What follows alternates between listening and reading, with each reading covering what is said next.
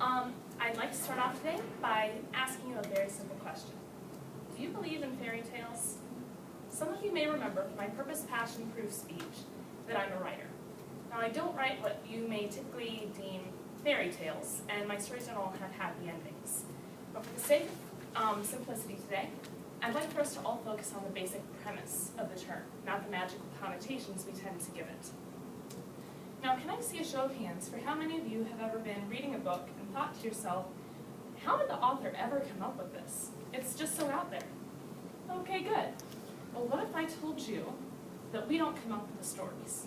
That we don't just sit at our desks all day, coming up with plot twists and character traits? What if I told you that the stories come to us? We discover them bit by bit and page by page, just like you. And they move us just as much as they move you. Now, every fairy tale starts off as an event in the author's life. Much of the time, these events are very small, very insignificant, everyday happenings. For example, my most recent novel was set off by something much like this. Pretty common for Northeast Ohio, right? But it was special because of the characters hidden behind it, throwing it in my face. And it sent me a picture much like this. I thought it would just be, some kind of a side project that I would work on for one night and have it over with. But what I found was a 200-page novel with some of the deepest characters I've ever had the opportunity to discover.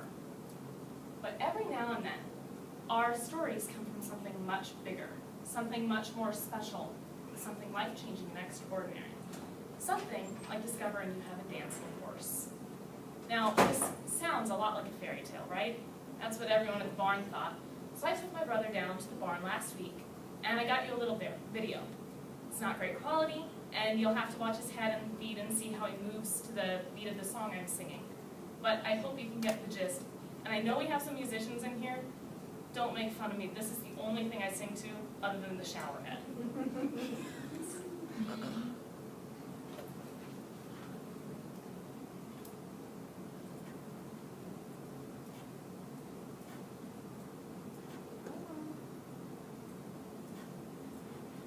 Press enable editing up top. Ha, thank you.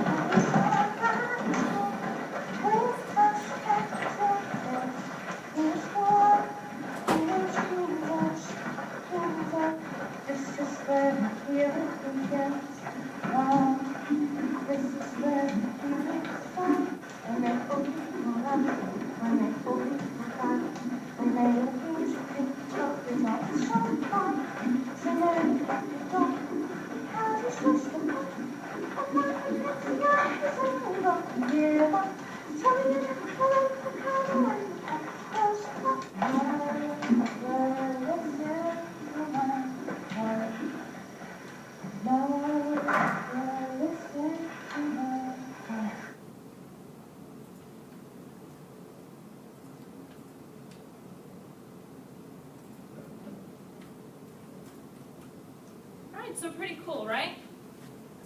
But is there a point to this? Other than just a fun little story? Well, the point is, every fairy tale has a seed of truth. Sometimes it's a big overarching theme, a lot like the ones in the stories our parents used to tell us. And every now and then it's just a small seed like what the story started out as. But it's always there. And these seeds are everywhere around us. And our job, not just as writers, but as people, is to find them. Because truth is what life's all about. Now in closing, I'd like to share a quote with you by a man named G.K. Chesterton, who was an Englishman, writer, and philosopher in the 18th century. And he once said, "Fairy tales are more than true. Not because they tell us the dragons are real, but because they tell us that the dragons can be beaten." And that's something I hope rings true for